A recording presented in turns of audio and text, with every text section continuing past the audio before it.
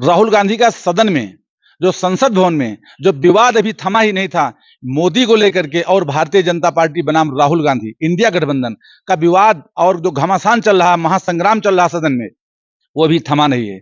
इसी के बीच अखिलेश यादव सदन में गर्दा उड़ा दिया और अखिलेश यादव की पूरी स्पीच आप सुनकर आप दंग रह जाएंगे।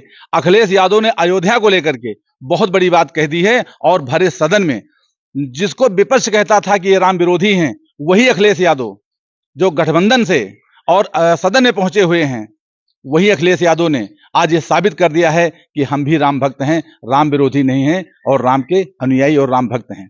उन्होंने साफ लहजों में कह दिया, भरे सदन में कहा है कि हुई है वही जो राम रचि राखा और को करे तर्क बढ़ावे शाखा। अखिलेश यादव की पूरी स्पीच आपको दिखाएंगे, लेकिन इसके पहले जो उन्होंने शायर पढ़े हैं, मैं उनका शायर पढ़कर आपको सुनाता हूं, जो भरे सदन में उन्होंने पढ़ा है और अयोध्या के प्रभु श्री राम का बार बार उन्होंने नाम लिया है, उसको मैं आपको पढ़कर सुना रहा हूं कि उन्होंने क्या कुछ कहा है। हजूर आला आज तक बैठे हैं इसी गम में, महफिल लूट ले गया कोई जबकि सजाई हमने। हुजूर आला आज तक बैठे हैं इसी गम में, महफिल लूट ले गया कोई जबकि सजाई थी हमने। अयोध्या से लाए हैं उनके प्रेम का पैगाम, जो सच्चे मन से करते हैं सबका कल्याण। ये अखिलेश यादव की शायरी है जो भगवान प्रभु श्री राम और अयोध्या को लेकर कह रहे हैं। सदियों में जन जन गाता है जिनके गान, अभय दान देती है जिनकी मंद मंद मुस्कान। मानवता के लिए उठता है जिनका तीर कमान, जो सत्य पर असत्य की जीत का है नाम। उफनाती नदी पर जो बांधे मर्यादा के बांध, वो हैं अवध के राजा पुरुषोत्तम प्रभु राम। हम लाए हैं अयोध्या से पैगाम, हम लाए हैं अयोध्या से पैगाम। तो आपको सुनाता हूं अखिलेश यादव की पूरी स्पीच। जो करते थे किसी को लाने का दावा, वो हैं खुद किसी के सहारे के लाचार। हम अयोध्या से लाए हैं उनके प्रेम का पैगाम, हम अयोध्या से लाए हैं उनके प्रेम का पैगाम, जो सच्चे मन से करते हैं सबका कल्याण। सदियों में जन जन जन गाता है जिनके गान, अभय दान देती जिनकी मंद मंद मुस्कान। अध्यक्ष महोदय, एक जीत और हुई है, एक जीत और अध्यक्ष महोदय हुई है। मैं जानता हूं सत्ता पक्ष बैठे वाले लोग समझ गए होंगे। अयोध्या की जीत भारत के परिपक्व मतदाता की लोकतांत्रिक समझ की जीत है। और हम तो अध्यक्ष महोदय यही सुनते आए हैं, होए वही जो राम रचि राखा, यह है उसका फैसला। अध्यक्ष महोदय, होई वही जो राम रचि राखा, यह है उसका फैसला, जिसकी लाठी में नहीं होती आवाज। जो करते थे किसी को लाने का दावा, वो हैं खुद किसी के सहारे के लाचार।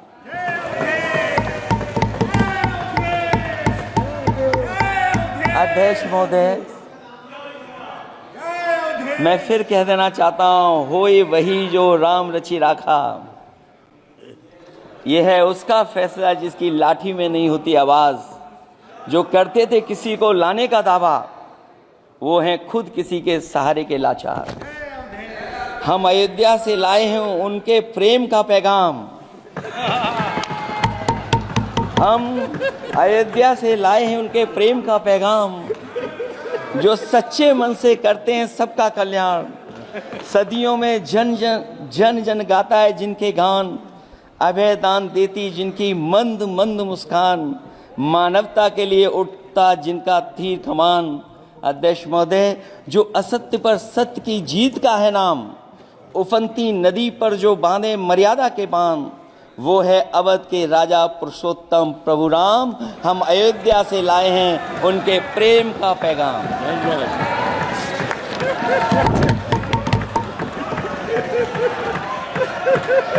अध्यक्ष महोदय,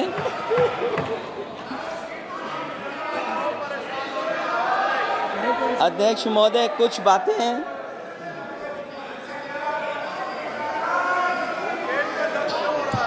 अध्यक्ष महोदय, कुछ बातें समय और काल से परे होती हैं।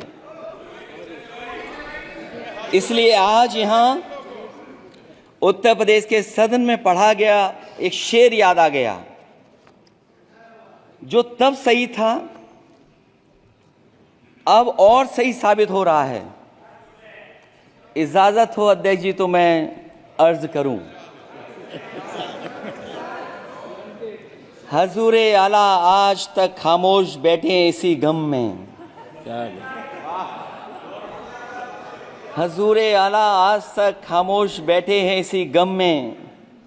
महफिल लूट ले गया कोई जबकि सजाई हमने। कि आवाम ने तोड़ दिया हुकूमत का गुरूर। दरबार तो लगा है पड़ा गमगीन में बेनूर है पर। अध्यक्ष महोदय, दरबार तो लगा है पर बड़ा गमगीन बेनूर है। और पहली बार ऐसा लग रहा है हारी हुई सरकार विराजमान है। जनता कह रही है चलने वाली नहीं सरकार। अध्यक्ष महोदय, जनता कह रही है चलने वाली नहीं, ये गिरने वाली सरकार है। और क्योंकि ऊपर से जुड़ा कोई तार नहीं, नीचे कोई आधार नहीं, अधर में जो है अटकी हुई वो तो कोई सरकार नहीं।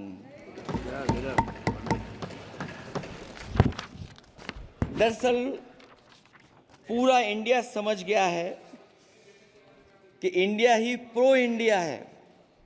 इस चुनाव में इंडिया अलायंस की नैतिक जीत हुई है। ये पीडीए इंडिया की सकारात्मक राजनीति, पॉलिटिक्स जो पॉजिटिव है, पॉजिटिव पॉलिटिक्स की जीत हुई है।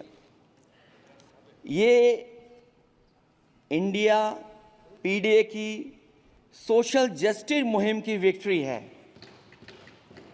2024 का परिणाम हम इंडिया वालों के लिए जिम्मेदारी से भरा पैगाम भी है।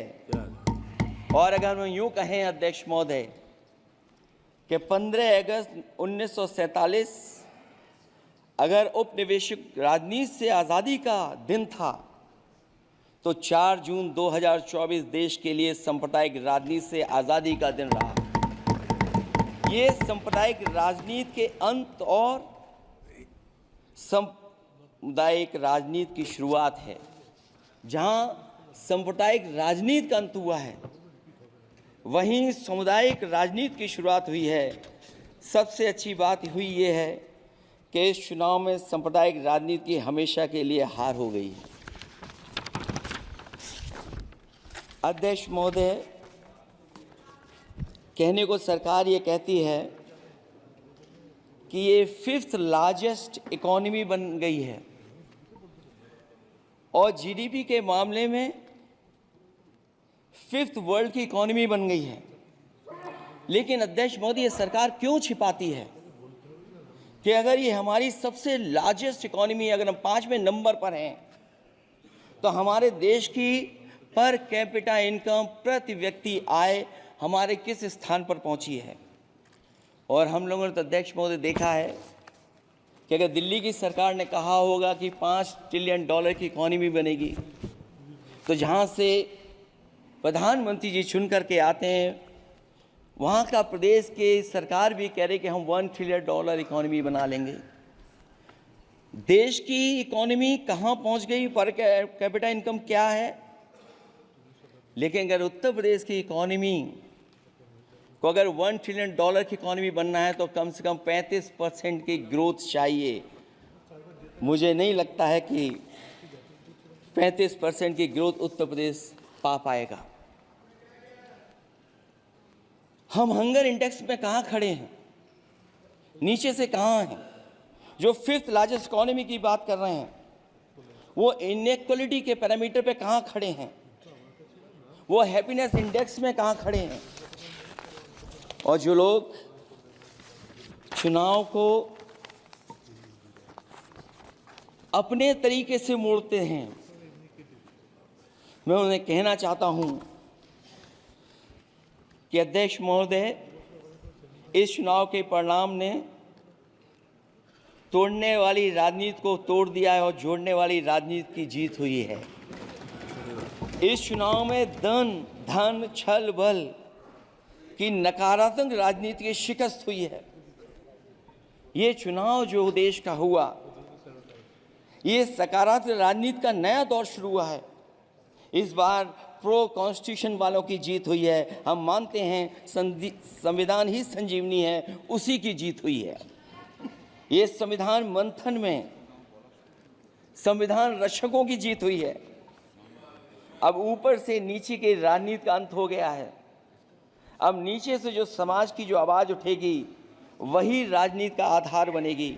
मैं कहना चाहता हूं कि देश किसी की व्यक्तिगत महत्वाकांक्षा से नहीं, जन आकांक्षा से चलेगा। मतलब अब मनमर्जी नहीं, जनमर्जी चलेगी। इस चुनाव का बड़ा पैगाम यही है।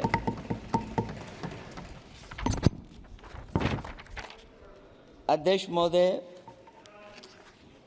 बहुत सी बातें हुई हैं। अगर उत्तर प्रदेश की बात न हो,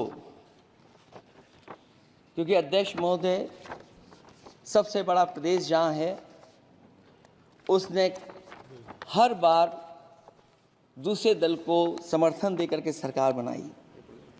मैं उन्हीं लोगों से कहना चाहता हूँ कि लोग क्यूटो की फोटो लेकर बनारस की गलियों से लेकर के गंगा जी तक ढूंढ रहे हैं।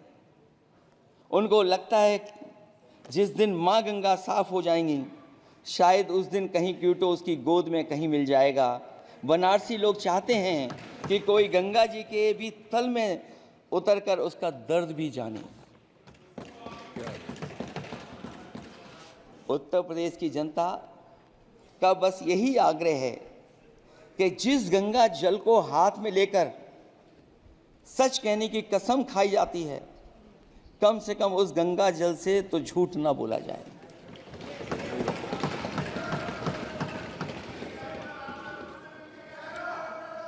जहां विकास के नाम पर खरबों रुपए की लूट का राज खोलते भ्रष्टाचार के गड्ढे प्रदेश का नाम खराब कर रहे हैं, वहीं पहली बारिश में ही टपकती हुई छत और गिर चुकी स्टेशन की दीवार बेईमानी की निशानी बन गई है। अध्यक्ष महोदय, विकास का ढिढोरा पीटने वाले इस विनाश की जिम्मेदारी कब लेंगे? और रही सच्चे विकास की बात, तो हमने जो सड़क बनाई उस पर हवाई जहाज उतरे थे और उत्तर प्रदेश की मुख्य नगरी में सड़कों पर नाव उतरी हैं, और अभी बारिश और हो जाएगी तो नाव से भी चलना पड़ेगा। यही स्मार्ट सिटी के जुमले का भी हाल है। न तो जाम से छुटकारा मिला, न बुनियादी सुविधाओं से कोई निजात मिली, न कोई बुनियादी सुविधाएं मिल पाई हैं। मुझे याद है अध्यक्ष महोदय, देश के प्रधान सांसद जी ने अनाथ पशुओं के बारे में बहुत कुछ कहा था। अनाथ पशुओं की समस्या से छुटकारा दिलवाने के लिए कब वादा किया हुआ, लेकिन कई चुनाव बीत गए हैं, अभी तक गन्ने का भुगतान 2 हफ्ते का वचन जो दिया था, कहाँ दिया था? अब तो वचन देने वाले को भी याद नहीं है। हर बात को जुमला बना देने वाले लोगों के ऊपर से जनता का भरोसा उठ गया है। इसीलिए बहुमत की सरकार नहीं है, ये सहयोग से चलने वाली सरकार है। डबल इंजन के नाम पर उत्तर प्रदेश को टकराहट के सिवा कुछ हासिल नहीं हुआ है। उत्तर प्रदेश में प्रभुत्व की लड़ाई 2 लोगों को आपस में लड़ा रही है, लेकिन उसकी मार जनता को सता रही है। पिछले 10 सालों की उपलब्धि बस इतनी रही कि एक शिक्षा परीक्षा माफिया का जन्म हुआ। अध्यक्ष महोदय, जिस समय चुनाव में थे और उत्तर प्रदेश में वो हालात देखे हैं कि नौजवान जब भी तैयारी कर करके जाता था और परीक्षा दे करके लौटता था तो उसको पता लगता था कि पेपर लीक हो गया। और उत्तर प्रदेश में केवल एक पेपर लीक नहीं हुआ है, जितनी भी परीक्षाएं हुई हैं सब पेपर लीक हुए हैं। केवल उत्तर प्रदेश ही नहीं, मैं माननीय सांसद की तरफ से सुन रहा था, कई ऐसे प्रदेश हैं जहां पर परीक्षाएं देने तो बच्चे गए, लेकिन वहां भी पेपर लीक हो गया। और अभी जब 4 जून को रिजल्ट आया, उसके बाद जो बात उठी है, देश की सबसे प्रेस्टिजियस परीक्षा, उसका भी पेपर लीक हो गया। और आखिरकार ये पेपर लीक हो क्यों रहा है? सच्चाई तो ये है कि ये सरकार पेपर लीक इसलिए करा रही है कि सरकार नौकरी नहीं देना चाहती, रोजगार नहीं देना चाहती, उन नौजवानों का भविष्य नहीं बनने देना चाहती। पिछले 10 सालों की उपलब्धि बस इतनी रही है कि एक शिक्षा परीक्षा माफिया का जन्म हुआ है, जिसने तथाकथित अमृत काल में युवाओं के भविष्य की आशाओं को ही जहर दे दिया है। जो सरकार उम्मीद को मार दे, वह न तो वर्तमान को सुधार सकती है, न भविष्य को संवार सकती है। सरकार आशा का प्रतीक होनी चाहिए, निराशा का नहीं। जनता चाहती कि हर समस्या के लिए बीते कल को जिम्मेदार ठहराने के बहाने को सरकार छोड़े और आने वाले कल की बात करे। अगले 1000 साल के झूठे सपने दिखाने वाले अगले महीने होने वाली परीक्षाओं के लीक न होने की गारंटी कब लेंगे? जनता अब न तो किसी बहकावे में आएगी और न किसी के बहलावे फुसलावे में आएगी। जो लोग कहते हैं कि अमृत काल की बात करने वाले जनता का जागरण काल आ गया है, आज इस सदन में नए राजनीतिक जागरण के अनेक प्रतिनिधि बैठे हैं। अब जब बात होगी तो सच्ची बात होगी और जनता को पूरी सच्चाई के साथ हम लोग अपनी जिम्मेदारी के साथ बात रखेंगे।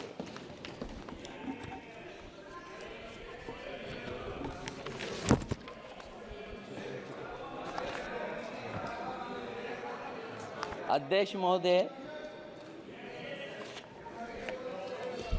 एक जीत और हुई है, एक जीत और अध्यक्ष महोदय हुई है। मैं जानता हूं सत्ता पक्ष बैठे वाले लोग समझ गए होंगे। अयोध्या की जीत भारत के परिपक्व मतदाता की लोकतांत्रिक समझ की जीत है। और हम तो अध्यक्ष महोदय यही सुनते आए हैं, होए वही जो राम रची राखा, ये है उसका फैसला। अध्यक्ष महोदय, होई वही जो राम रची राखा, ये है उसका फैसला, जिसकी लाठी में नहीं होती आवाज। जो करते थे किसी को लाने का दावा, वो हैं खुद किसी के सहारे के लाचार।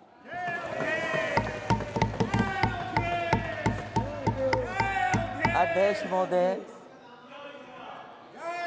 मैं फिर कह देना चाहता हूं, होए वही जो राम रची राखा, यह है उसका फैसला, जिसकी लाठी में नहीं होती आवाज। जो करते थे किसी को लाने का दावा, वो हैं खुद किसी के सहारे के लाचार। हम अयोध्या से लाए हैं उनके प्रेम का पैगाम, हम अयोध्या से लाए हैं उनके प्रेम का पैगाम। जो सच्चे मन से करते हैं सबका कल्याण, सदियों में जन जन गाता है जिनके गान, अभय दान देती जिनकी मंद मंद मुस्कान, मानवता के लिए उठता जिनका तीर कमान। अध्यक्ष महोदय, जो असत्य पर सत्य की जीत का है नाम, उफनती नदी पर जो बांधे मर्यादा के बांध, वो है अवध के राजा पुरुषोत्तम प्रभु राम। हम अयोध्या से लाए हैं उनके प्रेम का पैगाम।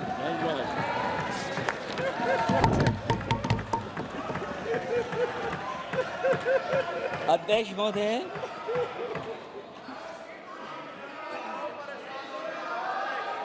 अध्यक्ष महोदय,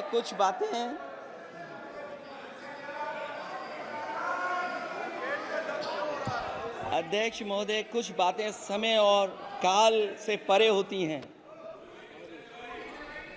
इसलिए आज यहाँ उत्तर प्रदेश के सदन में पढ़ा गया एक शेर याद आ गया, जो तब सही था अब और सही साबित हो रहा है। इजाजत हो अध्यक्ष जी तो मैं अर्ज करूं। हजूरे आला आज तक खामोश बैठे हैं इसी गम में, हजूरे आला आज तक खामोश बैठे हैं इसी गम में, महफिल लूट ले गया कोई जबकि सजाई हमने। योगी जी के लिए, योगी जी के लिए।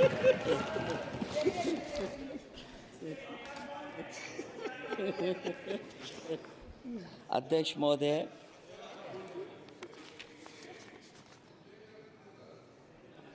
मैं मॉडल ऑफ कंडक्ट जब चुनाव हुआ, लागू हुआ, उस समय मैंने देखा कि कुछ लोगों पर मेहरबान रही सरकार और कमीशन भी। कई मैं बहुत डिटेल में नहीं जाना चाहता हूं अध्यक्ष महोदय, लेकिन कहीं ना कहीं प्रश्न उस संस्था पे भी लगा है, और अगर उस संस्था पर प्रश्न लगा है तो लगाने वाली सरकार की वजह से लगा है। इसलिए अगर निष्पक्ष होगी वो संस्था तो न केवल हमारा लोकतंत्र स्वस्थ होगा बल्कि हमारे लोकतंत्र और मजबूत दुनिया में दिखाई देगा। अध्यक्ष महोदय, ईवीएम पे मुझे कल भी भरोसा नहीं था, आज भी नहीं भरोसा। मैं 80 के 80 सीट जीत जाऊं तब भी नहीं भरोसा। और मैंने अपने चुनाव में कहा था अध्यक्ष महोदय कि ईवीएम से जीत करके ईवीएम हटाने का काम करेंगे। न ईवीएम का मुद्दा मरा है न जाएगा खत्म। जब तक ईवीएम नहीं हटेगी हम समाजवादी लोग उस बात पर अड़ग रहेंगे। उत्तर प्रदेश अध्यक्ष महोदय वो प्रदेश है जिसने सरकार बीजेपी की बनवाई, एक बार नहीं 2 बार बनवाई, और उसी उत्तर प्रदेश के साथ कितना बड़ा भेदभाव, उत्तर प्रदेश के साथ बड़ा भेदभाव।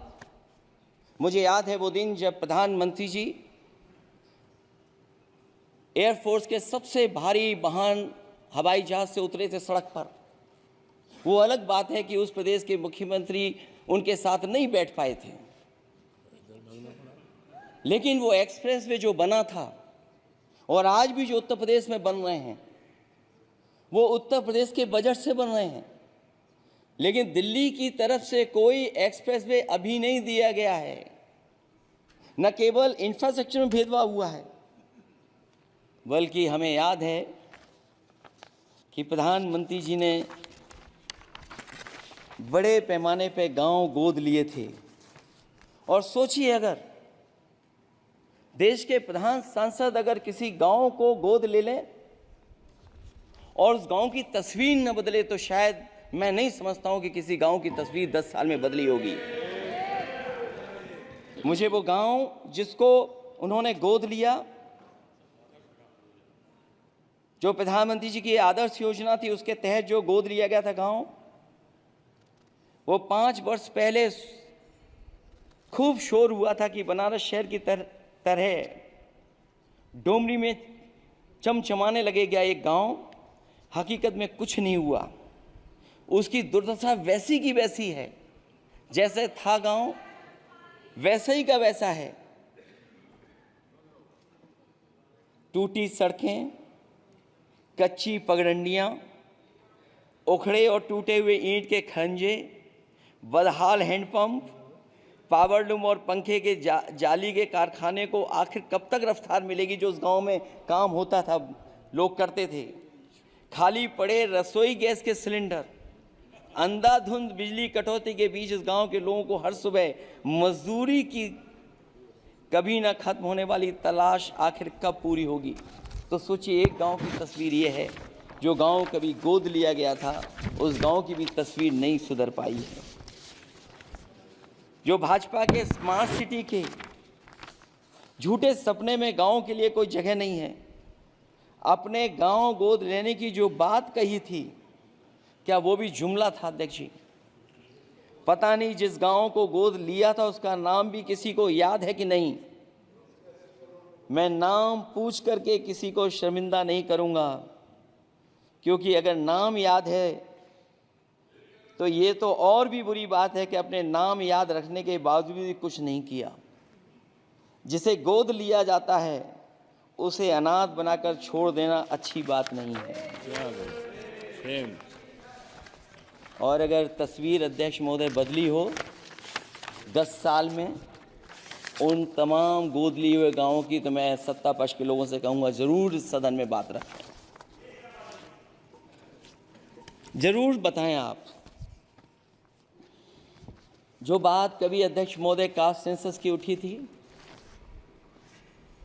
हम उस कास्ट सेंसस के पक्ष में हैं कि बिना कास्ट सेंसस के सामाजिक न्याय संभव नहीं है। सबको हक दिला पाना मुश्किल है। अध्यक्ष महोदय, राष्ट्रपति जी के अभिभाषण में अग्निवीर को लेकर के जो चिंता विपक्ष की थी और देश के नौजवानों की थी, वो चिंता वैसी की वैसी बनी है। अध्यक्ष महोदय, मैं ये कहना चाहता हूँ, मैं खुद मिलिट्री स्कूल से पढ़ा हूँ, मेरे साथ के बहुत बड़े पैमाने पे लोग फौज में हैं। मैंने समय समय पे जो मेरे साथ पढ़े जो सीनियर थे उनसे भी जानकारी हासिल की है। बड़े बड़े ऑफिसर से मैंने पूछा है, वो शायद आपको न बता पाएँ, लेकिन दबी जुबान में उन्होंने कहा है कि देश की सुरक्षा के साथ अग्निवीर जैसी व्यवस्था लागू करने से समझौता हो रहा है। अध्यक्ष महोदय, किसी भी देश की सबसे बड़ी प्राथमिकता अगर कोई है तो वो देश की सीमाओं की सुरक्षा है। अग्निवीर जैसी व्यवस्था से कभी संभव नहीं है। अध्यक्ष महोदय, हम अग्निवीर व्यवस्था को कभी स्वीकार नहीं कर सकते हैं। आज नहीं कल, कल नहीं बाद में, जब कभी भी सत्ता में इंडिया गठबंधन आएगा, अग्निवीर व्यवस्था हमेशा हमेशा के लिए खत्म हो जाएगी। अध्यक्ष महोदय, जिन्होंने कहा कि हम आय किसानों की दोगुनी कर देंगे, आज किसान पूरा देश का देख रहा है कि उसकी आय कहाँ दोगुनी हो गई। और जिस तरह महंगाई बढ़ी है, सरकार बताए कि महंगाई इस बढ़ने पे उसकी आय कितनी होनी चाहिए। और जो इंफ्रास्ट्रक्चर की बड़ी बड़ी बातें की गई थी कि एमएसपी लागू करने के लिए एग्रीकल्चर सेक्टर का इंफ्रास्ट्रक्चर तैयार होगा, लेकिन जहाँ तक मैंने उत्तर प्रदेश में देखा है, अगर इस सरकार में एक भी नई मंडी बनी हो तो मुझे सरकार बता दे। अध्यक्ष महोदय, जो इंफ्रास्ट्रक्चर एग्रीकल्चर सेक्टर में बनाने की बड़ी बात कही थी, अगर सरकार की तरफ से एक भी मंडी 10 साल में बनी हो तो ज़रूर सरकार बताए। जो सरकार मंडी नहीं बना सकती है उस पर एमएसपी का भरोसा कैसे कर सकते हैं, जिन्होंने एमएसपी का भरोसा दिलाया था। हम अध्यक्ष महोदय आपके माध्यम से यही कहेंगे कि जो राष्ट्रपति के अभिभाषण में लीगल गारंटी एमएसपी को मिलनी चाहिए थी, वो क्रॉप्स को नहीं मिली है। न केवल फसलों को मिले बल्कि हॉर्टिकल्चर क्रॉप्स को भी एमएसपी देने का फैसला हो, जिससे कि हमारा किसान खुशहाल हो सके। साथ ही साथ ओपीएस की बात अभिभाषण में नहीं आई है। ओल्ड पेंशन स्कीम लागू हो, जिससे हमारे तमाम सरकारी कर्मचारियों का भविष्य बन सके। और देश की एक बड़ी आबादी, जहाँ से मैं चुन करके आता हूँ, उत्तर प्रदेश, जहाँ बुनकर, न केवल उत्तर प्रदेश बल्कि देश के कोने कोने में बुनकर समाज के लोग बड़े पैमाने पर रह रहे हैं, लेकिन बुनकरों को जो सुविधाएं मिलनी चाहिए वो भी इस सरकार में नहीं मिल पा रही हैं। जो प्रदेश सरकारों ने कभी बुनकरों के लिए योजनाएं चलाई थीं, वो भी अध्यक्ष महोदय बंद कर दी हैं। मैं अंत में इतना ही कहना चाहूँगा कि इस सरकार ने नौजवानों को नौकरी नहीं दी है, नौकरी और रोजगार उनसे छीने हैं, बहुत नौकरी छीनी है। इसलिए मैं कहना चाहता हूं अध्यक्ष जी, इसलिए मैं कहूँगा कि आपके राज में न नौकरी की उम्मीद है न रोजगार, क्योंकि आपने छोटे कारोबारी तक को इतना छोटा बना दिया है कि न तो वो अपना पेट भर सकता है, न किसी को नौकरी पर रख सकता है। जो कुछ पद निकलते भी हैं तो उन पर लेटरल एंट्री के नाम से पिछले दरवाजे से कुछ खास संगी साथियों को रख लिया जाता है। आरक्षण का हक नॉट फाउंड सुटेबल के नाम पर हड़पा जा रहा है। और अध्यक्ष महोदय, आरक्षण के साथ इतनी खिलवाड़ किसी सरकार ने नहीं की होगी जितनी खिलवाड़ इस सरकार ने की है। जहां सरकारी नौकरियां नहीं दी जा रही हैं, और सरकारी नौकरियां इसलिए नहीं दी जा रही हैं क्योंकि उन्हें आरक्षण देना पड़ेगा। जिस प्रदेश से मैं आता हूं वहाँ सबसे बड़े पैमाने पे नौजवान बेरोजगार है, और पिछले 10 साल में जो पेपर उन्होंने लीक कराए हैं वो इसीलिए कराए हैं क्योंकि नौकरी ना देनी पड़े, और अगर नौकरी देनी पड़ेगी तो उन्हें आरक्षण भी देना पड़ेगा। ये जानबूझ करके सरकार नौकरी और आरक्षण के साथ खिलवाड़ कर रही है।